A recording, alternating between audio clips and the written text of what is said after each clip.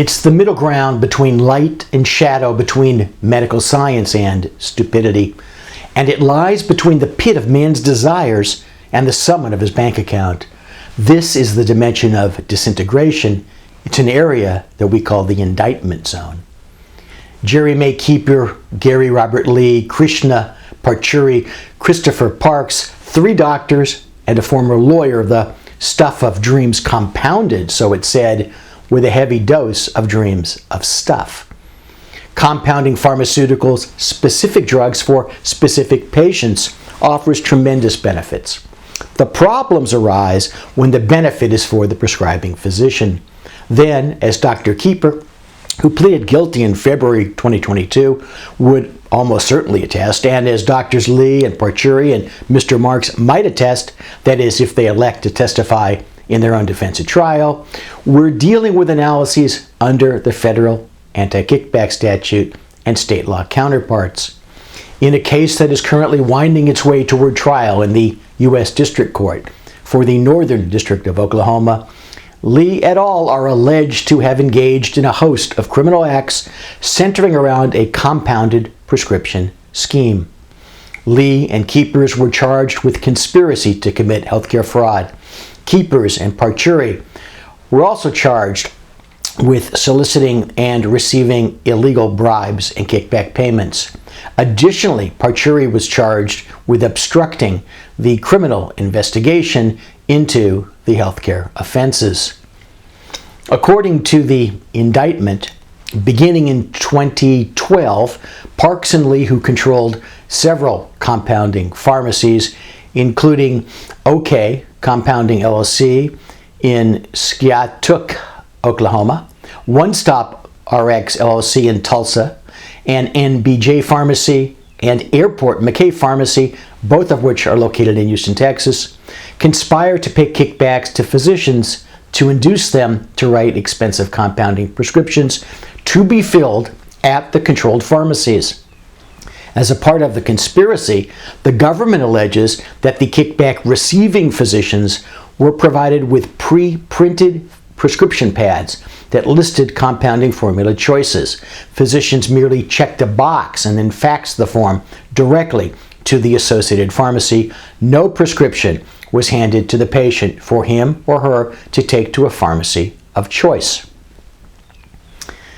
Claims for payment for the compounded drugs were then submitted to federal healthcare programs as well as to private payers, and the proceeds were allegedly split among the defendants using a variety of methods. The government alleges that Parchuri received up to $50,000 a month in exchange for writing those prescriptions, and that over time, Keepers solicited and received more than $860,000 in kickbacks and bribes. The indictment claims that kickbacks were disguised through sham agreements, including purported pharmacy and university study medical directorships and, quote, consulting physician agreements, as well as via intermediary limited liability companies. As always, note that allegations and indictments are charges only. They're not convictions. The defendants are innocent until proven guilty or until they choose to plead guilty. However, defending against charges such as these is mind-bogglingly expensive. At least one of the physician defendants had replacement counsel appointed for him by the court because he could no longer afford to pay for his own defense. Whether or not due to economics, on February 16, 2022, Dr. Keepers, in a plea deal, pleaded guilty to one count of soliciting and receiving a healthcare kickback. He admitted that OK Compounding solicited him to write prescriptions for patients that would be filled by the pharmacy, and that he knowingly received $25,000 from the pharmacy's representatives. Pursuant to his plea deal, which is yet to be accepted by the court, Dr. Keepers will serve 36 months of supervised probation and pay no more than $1,518,180 plus 46 cents in restitution.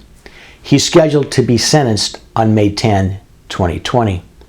It appears as if the allegations against the remaining defendants, physicians Gary Robert Lee and Krishna Parchuri, and former attorney Christopher R. Parks, are moving forward. One might guess that Dr. Keepers will be testifying at their trial, but that's yet to be seen. And despite that, remember again that there's been no determination of Lee's or Parchuri's or Parks' guilt. Until then, the allegations are just that. They're claims by the federal government. If convicted, conspiracy to violate the federal anti-kickback statute carries a possible maximum sentence of 5 years in prison and a $250,000 fine. In addition, violation of the AKS itself carries up to 10 years in prison and a $100,000 possible fine.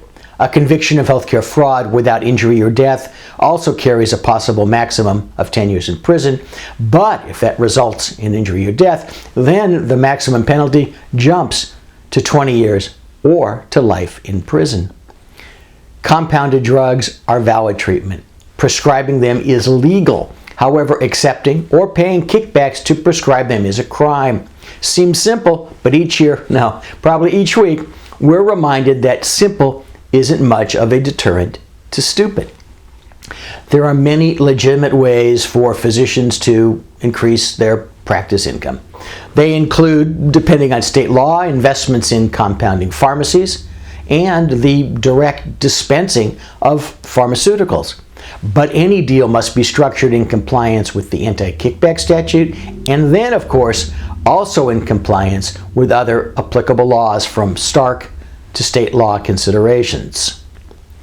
Just because some other party to the deal tells you that a deal's been vetted by their lawyers and is legal, don't bet on it. Vet it through your own counsel and assess your own risk. As in carpentry, measure, assess twice, cut, do the deal once, or not do the deal. You get the idea. If you don't get the idea, or if you have any questions, contact me. After all, that other party won't be paying your fine and won't be doing your time.